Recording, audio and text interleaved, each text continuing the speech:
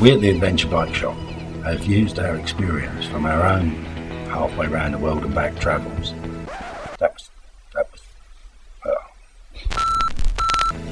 To put together a range of products that we think are top quality, will last you a trip. Brands we know and trust, products we've used ourselves. Dumb products, and what am I going to say? Welcome to the Adventure Bike Shop. This is now getting good. The Adventure Bike Shop, proud sponsors of Adventure Bike TV.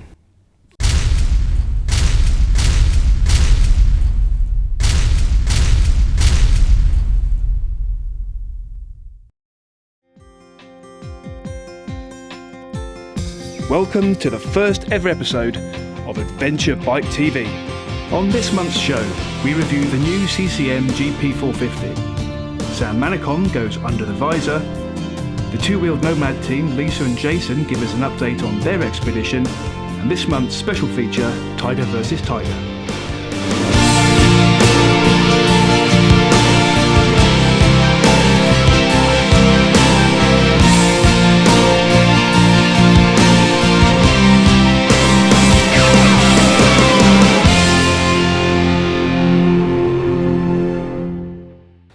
Every month we're going to be reviewing an adventure bike, new and old. This month we've got CCM's GP450 Adventure.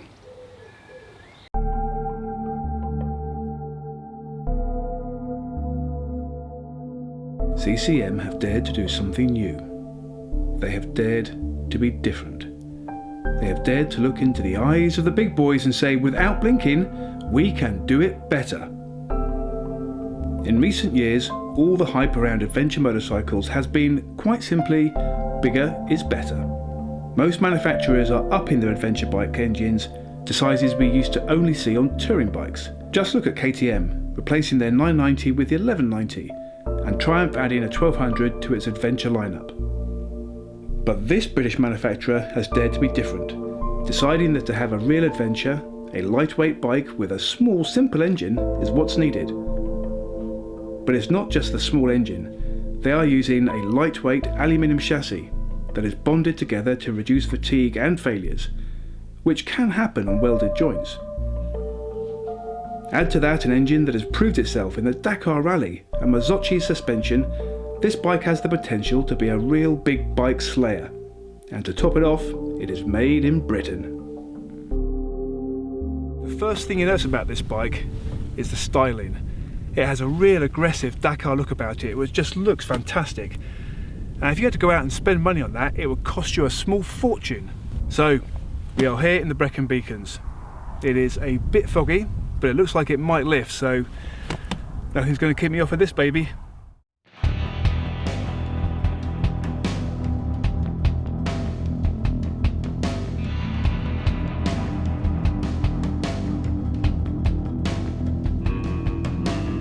With a single-cylinder engine, this bike takes a little getting used to if you're coming from the relative luxury of bikes like the BMW GS or a Yamaha Super Tenere. The bike it's very vibey, and you really notice this at motorway speeds. In fact, you might even wonder if you made a mistake buying this bike. But then you get on some twisty roads, and you start to feel better. Eventually, you will find a green lane, then suddenly it all makes sense.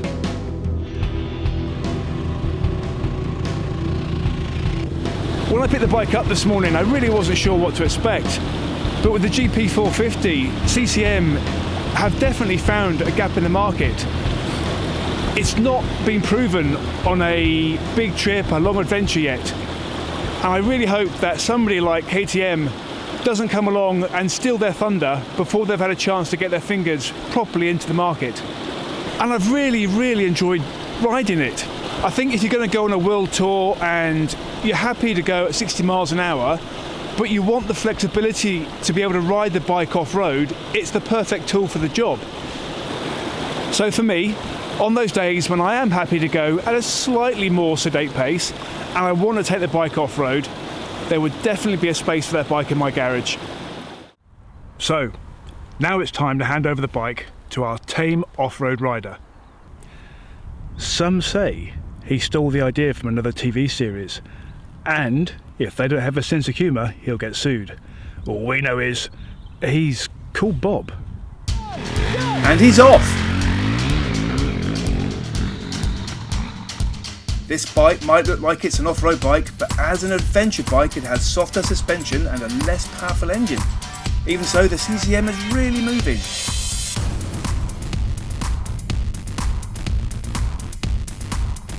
After the run, Bob did say that he doesn't think any other adventure bike will be able to beat this, except maybe the KTM 690.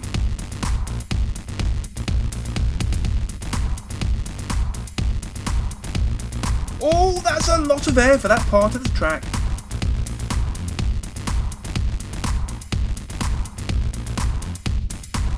Bob is finding this light bike easy to manoeuvre in these conditions.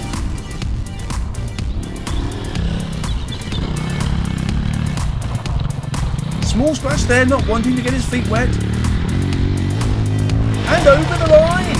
Being the first bike around our track, that put the CCM right at the top. And I think it will stay there for some time. In May was the first big show of the season, the BMF Motorcycle Show. And this year they've got a dedicated adventure and overland travel area. We went along to see how it was going. Throughout the year, Adventure Bike TV is going to be bringing you reports from motorbiking events all over the country. This weekend we're at the BMF Motorcycle Show. Now in the past the BMF has not been well known for adventure biking, but this year the adventure and overland travel area is in full swing. Let's go and take a look.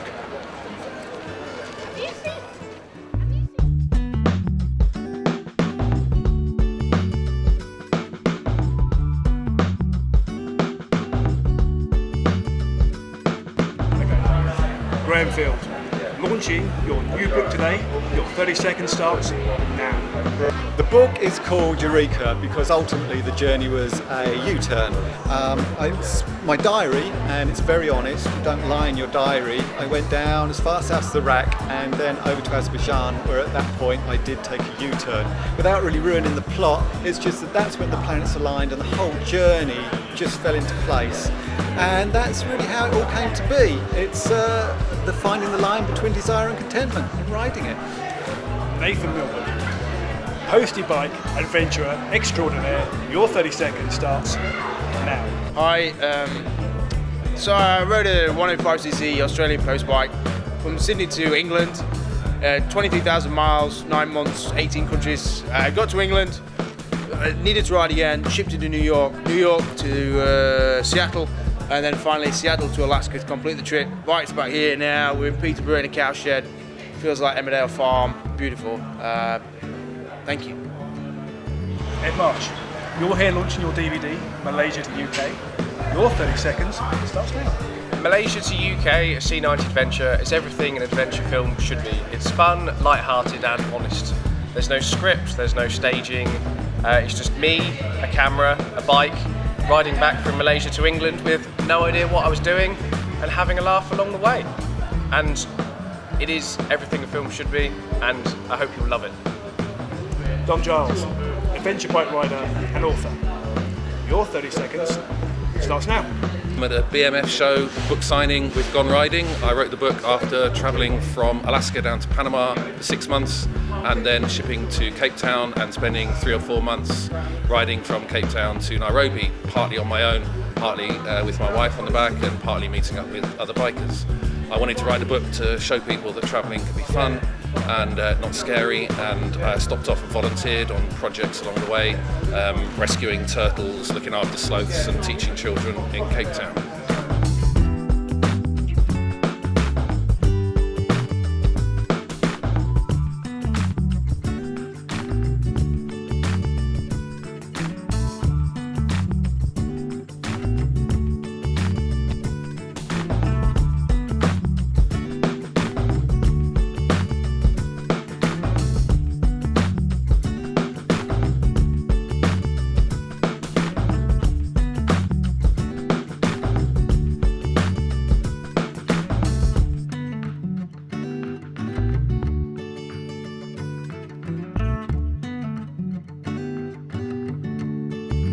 This is the second year that the BMF have been putting on the adventure and overland touring area, in addition to all the other stuff they do with the manufacturers and all the stands. And in fact, I've just seen somebody who can help tell us a little bit more about it. Martin.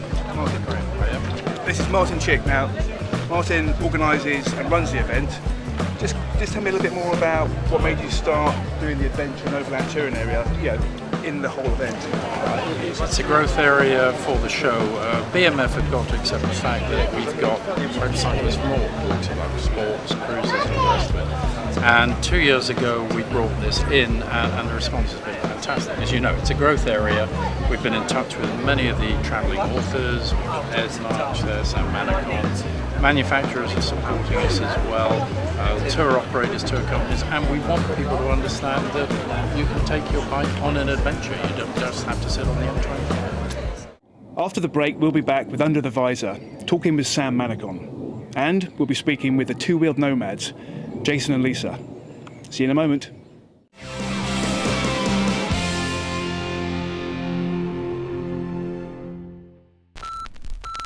We have the largest selection of hard luggage under the one roof in this country. Bollocks.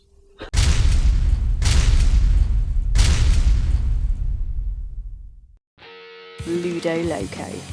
Ludo Loco is a brand new online social community made specifically to suit bikers everywhere. Whether you ride a sports bike, adventure bike or even a hog, we invite you to join for free. Every member gets access to a host of great features where you can meet new riders from your area and anywhere in the world. Arrange ride-outs, talk about the latest news and gossip from trackside to the other side of the world. Share videos, pictures, blogs with everyone. And no one gets preached to like many other sites. The content is only submitted by people like you. Finally, we give you a great way to sell your bikes or anything else at a price that beats all competitors. So join Ludo Loco, the motorcycle community that's riding forward together. We are the sole UK stockist of the Redverse 10, the original park your bike in the garage 10.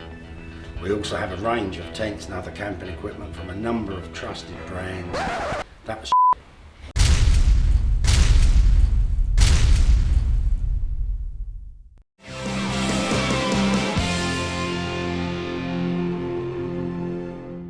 Another feature every month is going to be Top Tech, where we'll be bringing you all the best toys and gadgets for your travels. This month, we've got one that will help you keep your drinking water safe. For our first show, our Top Tech is the Aqua Pure Traveller, kindly provided by Cotswold Outdoor. Now, to the untrained eye, it looks just like a water carrier, but inside the top, it's got this very clever little filtration system. So you fill up with water, put it back in, pop your top and just drink straight out of it. Now you may not have thought about your water when you're travelling, but if you're going to be somewhere where there's any possibility of not accessing fresh water, this is great. You can fill it up in a stream or somewhere where you may not be sure it's clean. And Bob's your uncle, you're sorted. It's tough to find a downside with this, because I think it's brilliant. It's tough and everything else, but if there was one, it's just a little bit heavy in the top end, but otherwise it's great. And we're going to be giving away one of these, plus a load of other great kit in our competition later. And now it's Under the Visor, where we will be meeting some of the world's most interesting adventure travellers, and the ones who work behind the scenes, making the whole adventure bike market tick.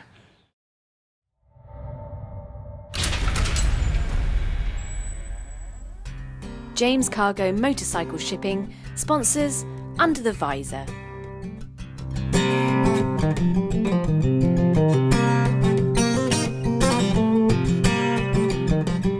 This is one of those moments where I have to insert an while I have some thinking time. Who am I? I think I'm an adventure motorcyclist first. I'm a traveller. I've always travelled. Motorcycling, I sort of stumbled upon that over 3 beers in the bar, and it just turned into one of the best things that I've ever done. And on the side, I'm an author. I never intended to write books, but well, people seem to like what I'm doing, and for me it's sharing the fun. It's encouraging other people to think, well, if an idiot like this bloke can do it, then so could I. I didn't have to carry a rucksack. I could stop wherever I wanted to, all of those sorts of things. And yeah, a motorcycle, that's it, just stumbled upon it like that. It seemed to be, do you know, one of the things was the ability to wake up every morning and think, what shall I do today? Not what does my bus ticket or my train ticket tell me I have to. Gosh. I'd really rather not go back to jail in Tanzania. Do you know, I don't think there is anywhere that I wouldn't want to go to. I'm not a great fan of cold countries, I have to admit that. I'd rather be riding with the sunshine. And I don't mind the real humidity and that sort of thing. But yeah, I'd rather not ride where it's particularly cold. I couldn't do a Jacques Lucassen, for example, and ride in Alaska in the snowy season. That's not my cup of tea. There aren't a huge number. It's once you get used to the fact that you're making yourself vulnerable and you start to enjoy what happens as a result of that vulnerability, you stop being afraid of it. And the old cliched saying is fear of the unknown, and fear of the unknown is a reality. Once you get used to that and you start to revel in it, then a lot of the disadvantages disappear. I was always afraid of things like breaking down in the middle of nowhere. What would I do? But I soon learnt that actually, if it's a road, somebody will come along and you'll work something out as a result of that. I was afraid of falling off the bike in the middle of nowhere and the bike landing upside down on top of me. Well, I've been lucky and it's never really happened. Whenever I've fallen off, which has happened a lot, then somebody sooner or later has come along, or I've been with somebody. I never liked the idea of being shot at, and there are some parts of the world that you can be shot at, and I have been shot at. The first time was wrong place, wrong time, and the second time was because I did something that was stupid, and it serves me right, but fortunately they were bad shots. So, you know, there are those sorts of things. I think the worst thing for me about doing a long distance trip is getting to the end. It's the thought of, actually, this wonderful experience that I'm having is about to finish. What happens next? I'm more afraid of that than I am of setting off at the beginning of an adventure. That's a really spot-on question. One of the first things that I do when I'm getting ready to go off on a trip is I write a will. Because can you imagine the trauma to your family if you snuff it out there somewhere on the road, and then they've got to deal with the whole business of, well, what do we do? What needs to be done with his money? What do we do with his body? Do we fly it back? What are his wishes for those sorts of things? So the first thing, yeah, write a will. If I snuff it out there somewhere, I want to be buried there. I kind of like the idea of being buried out in some strange exotic land somewhere rather than being brought home here. And why should my family have to go through all of that expense to do that? So yeah, that's one thing. I think the other way that adventure travel affects family and friends is that all of a sudden you're going to be distanced. So keeping in touch with them and letting them know what you're planning and have some sort of setup so that they know that if you're in real trouble, you'll be able to get in touch with them some way. I think the other thing is, have a really good travel insurance policy so they've got the peace of mind of knowing that if something does go pear-shaped to you when you're on the road, that you're going to get the right sort of medical treatment, and if the worst has happened, you'll be flown home so that you can get medical treatment where you are at home. And I know for my family that's been huge peace of mind. At the moment, what my partner and I are doing is very satisfying for both of us. We're both still able to escape for month-long trips, preferably to exotic places that we haven't thought of going to before. For example, we've been riding in Vietnam, but we also did a month riding in Tenerife. And what a surprise that was. The island of Tenerife has had a huge historical influence on the world, and those roads are just magic. And if we hadn't done it, I would have no idea about that. So we're doing things like that. Last year we rode to Croatia and Bosnia, and that was fascinating too. So we're keeping the itch scratched with those things. Longer trip, not at the moment. I've never ever travelled intending to write anything. And if I were to do another trip, I wouldn't be saying to people, well, when I come back, I'll write a book. No, if I'm going to do another journey, I'm doing that journey for the journey's reasons.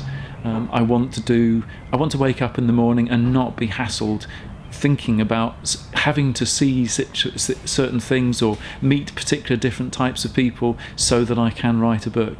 That's why I said when we first started talking, I'm a traveller first. and then the author comes afterwards, and I'd far rather be that way. One of the downsides to being a self-published author is that you don't have all of the connections and the marketing might of the big publishing houses, so it's a much slower drip feed process. I enjoy it because I spend my time talking to people who I want to be talking with, and quite often in places where I want to be, and that's fine. I will probably never be a wealthy person, but I'm a wealthy person in smiles, and that's great. I think I have an insatiable curiosity. The world is just such a magnificent place, and I know this sounds a little bit corny, but it's full of brilliant people, and when you're travelling you're out amongst these people in this magic world of ours, and every time you turn a corner there's something new and special to look at, and I know that. And so yeah, getting up in the morning, it's always, I wonder what's going to happen today, and I love that feeling. It's because it's good stuff that's more likely to be happening. That'd be Horizons Unlimited, without doubt. It's a huge resource for people who are interested in overlanding, and it's kept up to date by overlanders, many of whom are on the road actually at the moment or have just come back from trips. There are quite a few Horizons Unlimited events that go on around the UK as well, one in Ireland, one in Scotland. The big one happens in the Midlands, just near Castle Donington. And over the 4 days of that, there'll be over 150 sessions of presentations, and some of them are by professional presenters from the travel world, and some of them are from people who are literally just back from trips, and this may be the first time that they've ever stood on a stage, but they've just got all the passion, the imagination, and all the information that they want to share.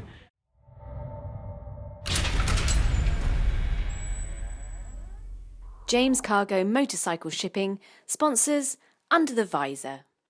Now, if you've got your own Under the Visor story, you can go to the website, adventurebiketv.com, go to the Under the Visor page and let us know about it. We'll send you some questions and you can record your own interview for us. Now, a few years ago, I met a couple at the Touratech travel event who were planning a little adventure of their own. 4 months ago, they set sail from the UK, and here's the start of their story, all the way from South America. Obviously, we met 2 or 3 years ago at the Touratech. But for everybody else, just explain where your kind of journey, before your journey started, I suppose, had come from and to the point at which 3 months ago you decided to, well, not decided to, but at that point you left the UK, went to South America. We'd bought a house, a nice house in the country, and you know, we filled it full of nice stuff, and then after a while, yeah, is this it? Is this as good as life gets? You know, we wanted something else. We wanted something that was going to give us a bit of excitement, and we're basically trying to do the highlights of this part of the world. So we're traveling to Chile and then across to Argentina and then back to Chile, then Argentina. So we're sort of crisscrossing the border as we go up. Well, I think that certainly from all the people that I've met, that's the first going with your bikes on the container ship. How long did that take? 27 days. Was that a good 27 days? Yeah, the first 3 weeks were great. We were expecting about 10 other passengers, because this container ship, although passengers are secondary to the cargo, you can get 12 passengers actually on the boat with you. We got on there and we realised there was only 2 other passengers, and they were French, but luckily English-speaking French guys. Well, this is our first film, hopefully one of many, and this is basically our experience of life on board a container ship as we travel from to Montevideo.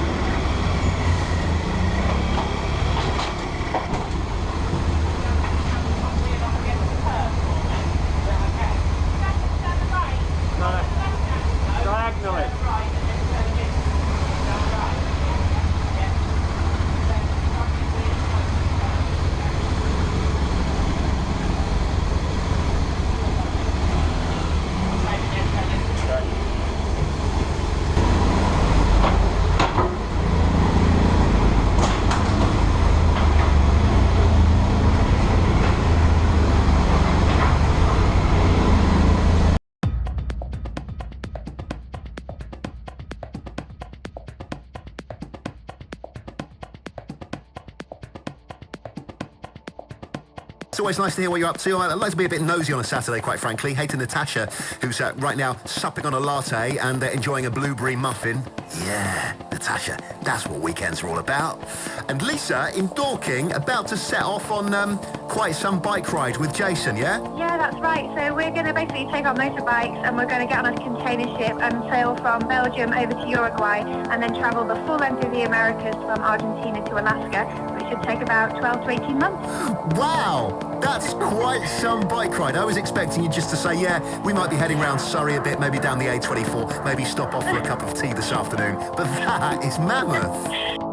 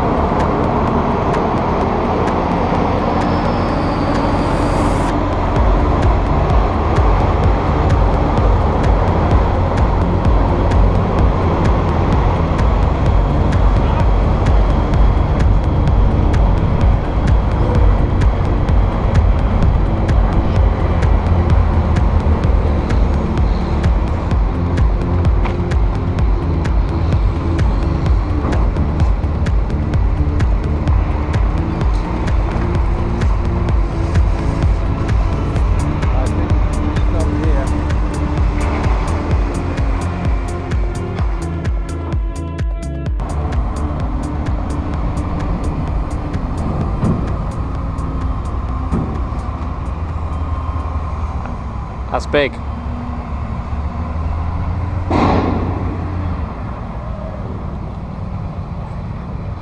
South America.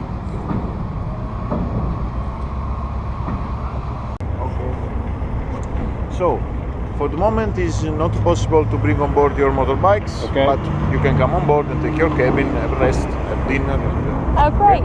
Later on at 9 o'clock in the evening, we can bring on board the motorbikes. 9 o'clock. Okay. Okay. Sorry, what's your name again? Vincenzo. Vincenzo. Okay. Sweet. Are you sailing with us or are you just working on the dock? No, I'm the chief officer of this big vessel you see over there, so I will sail with you. Yay. And anything you need, you must ask me. Okay, good to meet you. Vincenzo. Yes.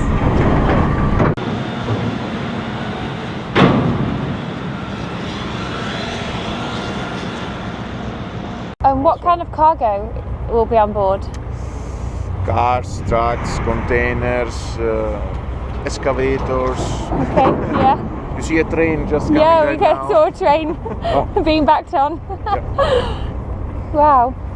So you everything can fit from this hole. We can. You can take. Yeah. If we can get in there, it's allowed on. Yeah. Okay. All these strange things you see, we take everything. So only 12 passengers, is it, on board? Is it only 12? No. Like us? The maximum passenger we can take is 12. Yeah, okay. But now we have already on board 2. Yeah. So total will be 4 for this voyage. Just 4? It's 4. Only Just 4. 4. Only 4. You plus another couple. Is that it? That's it. So this couple? Yes. Ah, this couple, Jay, motorhome couple. Yes. Ah, okay. Okay, great. Okay, I hope they're nice.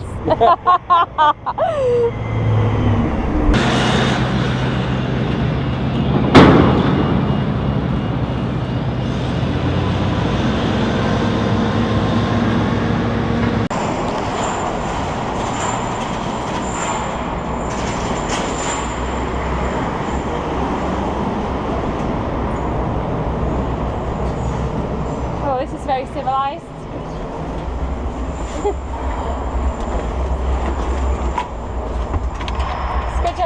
muffin.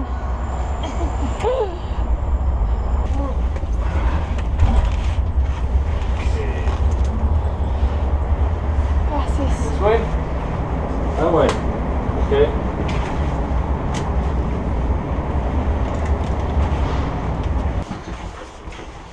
Left. Left.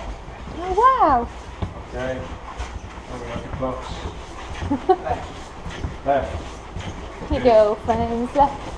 The first. Oh. Hiya. Hi. Hello. Hi. This one? Yes. This one. Oh. Okay. Very nice. I like. Thank you very much. Do we get an upgrade because you've got no passengers? Yeah. Who's pass, please? Mine. Shotgun. Thank you very much. Shotgun bottom. 6 o'clock. Thank you very much. Thank you.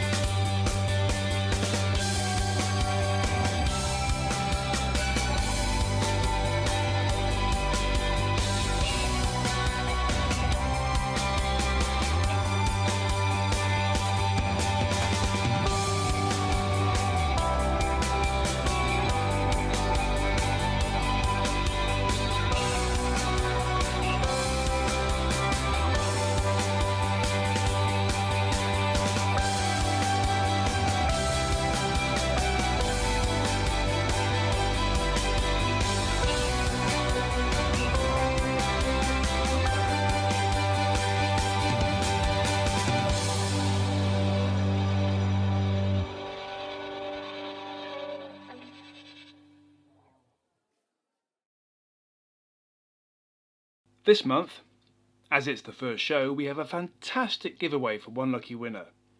You could win the Aqua Traveller that I looked at in this month's Top Tech. A load of books including all 4 of Sam Manicon's, all signed. Both of Graham Field's books, again signed. And a signed copy of Nathan Millwood's book. We then have the Motorbike Diaries collection of DVDs and books, a copy of the Perth to Perth DVD, and hot off the press, a signed copy of Ed March's long-awaited DVD, Malaysia to UK.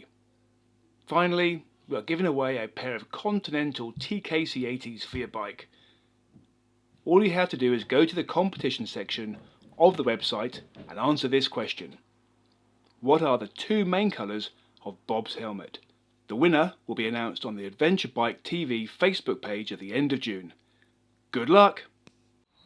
After the break, Tiger versus Tiger.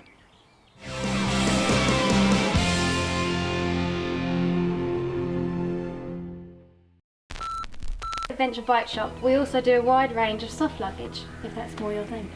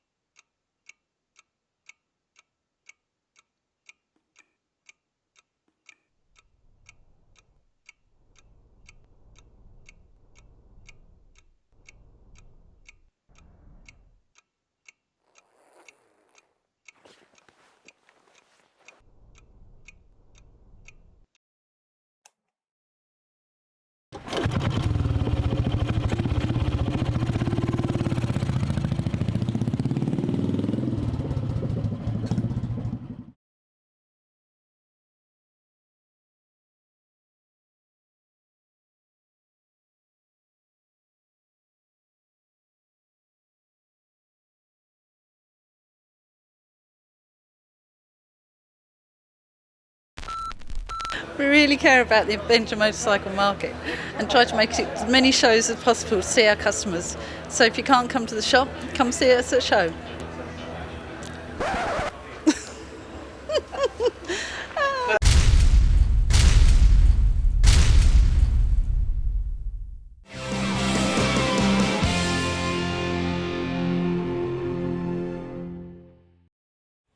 Welcome back.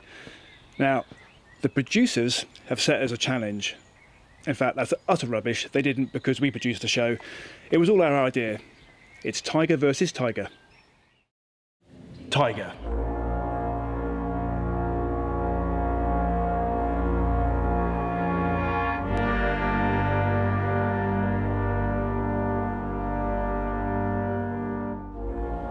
That single word instantly evokes feelings of strength, power, and speed.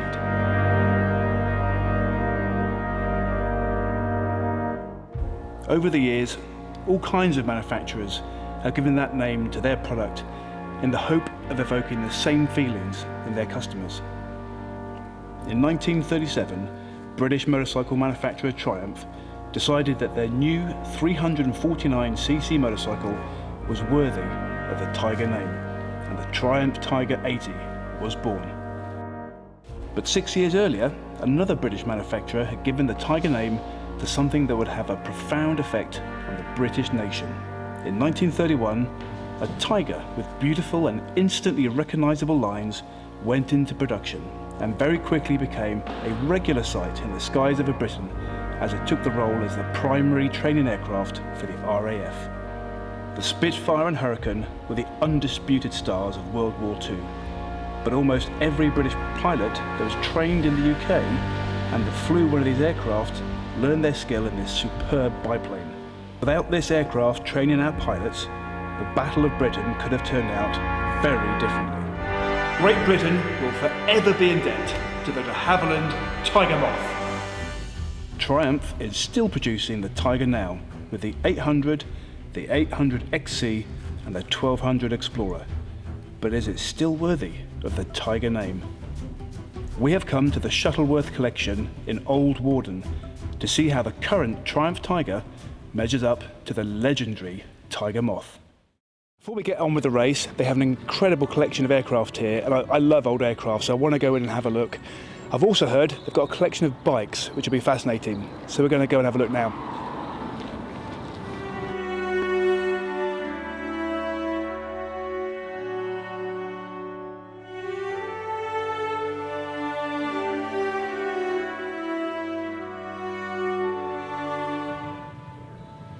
This is the first hangar, and I tell you the first thing that gets you, apart from these amazing aircraft, is the smell. I don't know whether it's the material on the wings or the fuel or the old engines, but it's fantastic. It's wonderful. I'm going to have to just stay in here for a while now.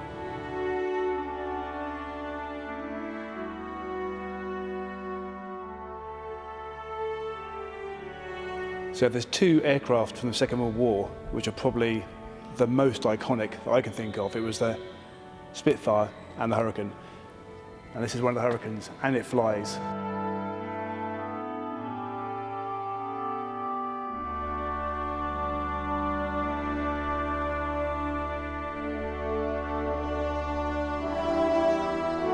In addition to all the incredible aircraft they have here, they have some really, really famous ones as well. And this is the de Havilland Comet, and it won a race in 1934 that went from England to Australia, and it completed 11,300 miles in 70 hours and 54 minutes. But that was in 1934. That's incredible. So talking of famous and record-breaking aircraft, this Blériot is the oldest aircraft and oldest aero engine in the world that is still flying. I've been working my way around this incredible collection of old bikes, and there's Nortons and Ariels and all sorts of scooters. And I was really trying to find a Triumph, and I found one, at least it's stamped on the engine casing of this Triumph. I don't know enough about old bikes to know whether it is a Triumph, but it's certainly stamped on the engine casing down there.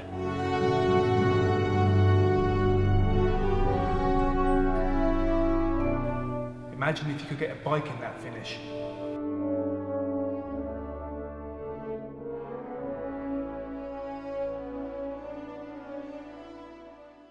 Okay, we're going to see if the current Triumph Tiger can measure up against the Tiger Moth. And we're going to have a little race to see how that goes. We're going to need a pilot for the aircraft. Dodge, you're going to be our pilot for today. Just tell me a little bit about this wonderful aircraft. Well, the Tiger Moth, Graham, is one of a series of de Havilland biplanes from the 1930s that were named after moths, and this one was called the Tiger Moth. And in terms of when we are going to do our little race, we're going to be starting together on the runway. Now, I'm not sure what kind of speed I can get up to, but what kind of speed will you get up to on the runway? Well, the aeroplane will accelerate to about 35, 40 miles an hour on the runway, and then it'll start to get light on the wheels, and it'll be airborne by 45 miles an hour. Okay, and when it's in the air, how fast does it go? Well, flat out, it'll do 85, but I won't be thrashing the engine today too much, so probably about 75 to 80. So realistically, in this little race of ours, yeah, we've got some great weather. Who do you think is going to win? Well, it's difficult. I think if it was a motorway drag race, I think you'd probably win. But on country roads, I think I've got the edge. Okay. But it's beginning to cloud over, and so we probably need to crack on. Great. Okay, well, let's get on with it. So this is a picture of the old Warden airfield where Shuttleworth is based, and it gives me a good opportunity just to talk you through how the race is going to work. So the main runway comes down here, and we're both going to start here. Now, I'm going to leave the runway and continue off down the road here, and the Tiger Moth should take off about here. So and that's at about 30 or 40 miles an hour. When we're finished, he will come and circle in here. I'm going to come into the entrance and down this taxiway here, and we're going to meet here. And of course, I'm going to beat him. So the full race takes in country lanes, national speed limits, some off-roading and tiny villages. I'll be riding 1 lap on the bike, shown in red. And the plane is in blue. He'll be doing 2 laps, just to keep it fair, as he isn't controlled by speed limits or corners. Whoever comes first wins. I'm sure you understand the concept of a race. If the Triumph Tiger comes first, it will prove, well, it doesn't necessarily prove anything. And if the Tiger Moth comes first, well, actually, you know what? It doesn't prove anything either. It'll just be so cool, though.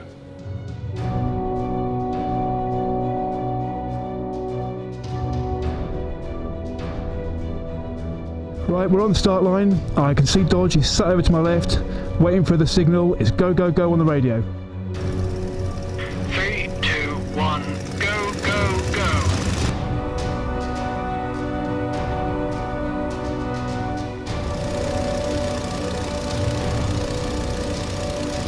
This is an utter nightmare. I can't get any grip from the back wheel at all. These road tyres are just terrible on the grass.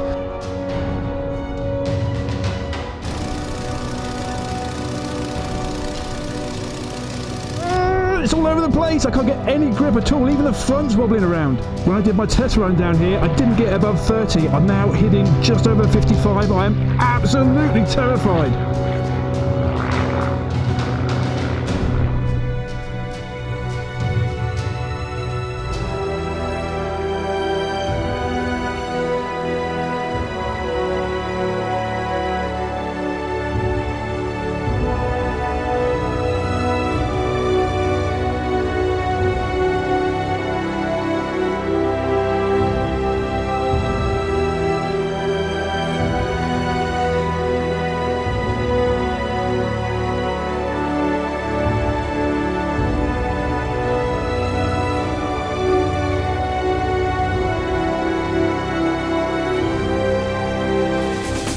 This is where it really starts for me. I've got to get through Old Northern Village, and this is still only 30 miles an hour, which of course I'm keeping to. Great, finally national speed limit. Right, it's the first bit of major off-roading coming up.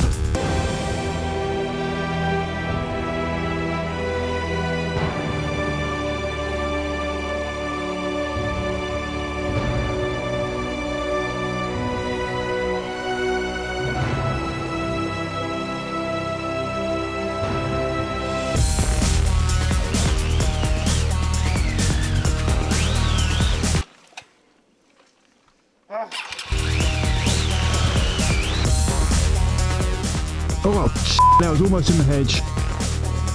This day is just not going so well. First it was the wet takeoff, then it's the dirt tracks and on the road tyres. I'm just not doing this bike justice.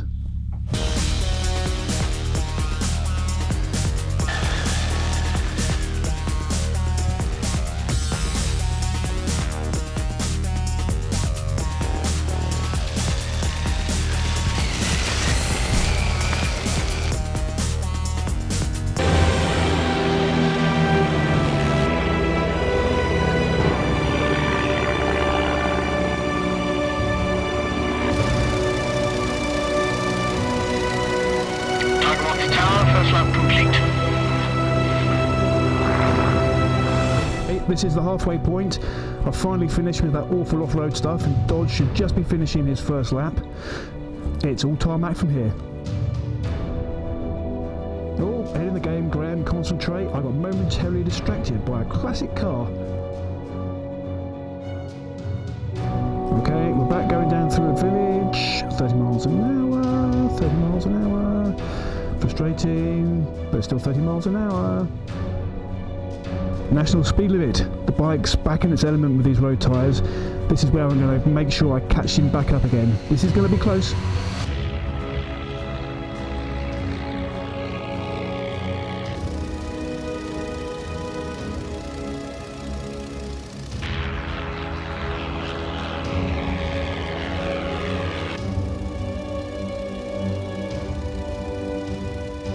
Right, I'm back in yet another 30-mile-an-hour village. Oh crap, I completely forgotten I've got one more off-road bit to do. On the gravel, this isn't really slowing me down. I've got plenty of grip. It's not too bad at all. Right, I can see the plane in the distance over the tree line. He's just turned into his final approach. Tiger off the tower, we're on final approach. Right, this is the final corner before I get back on the grass. The grass is still slippery. I thought it might have dried out. I can see him. He's coming down right over the hedge. He's going to get it. He's going to make it. He's just beaten me. I don't believe it. I don't believe it. I think that's my win. Great stuff. So that was unbelievably close. I think if we'd been on tarmac or concrete or something else, I'd have taken him with no problem at all. But I knew from the moment I tried pulling away and my wheel was spinning, I couldn't get any grip on the front, it was going to be a struggle. I think if I'd had something grippy like TKC80s, it wouldn't have mattered so much. But as it was close, and he just had me. And actually, I'm quite glad. So that feature was amazing to make. I will get my own back though, because we're going to be testing the Triumph 800 XC at some point in the very near future. I hope you enjoyed the show. Make sure you watch out for the next one in about a month's time. We'll see you then.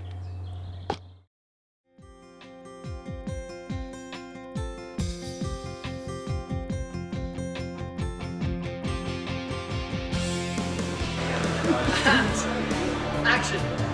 To South America. No, I didn't.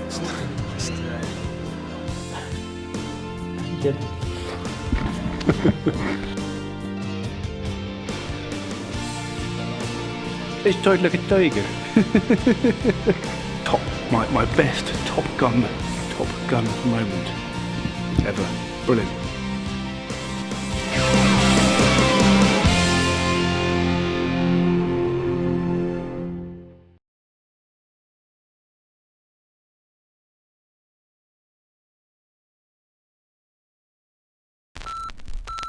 We stock the best adventure bike clothing on the market, Including Climb and Ribbit. and other brands that we do trust as well. And as you can see, we take this very seriously.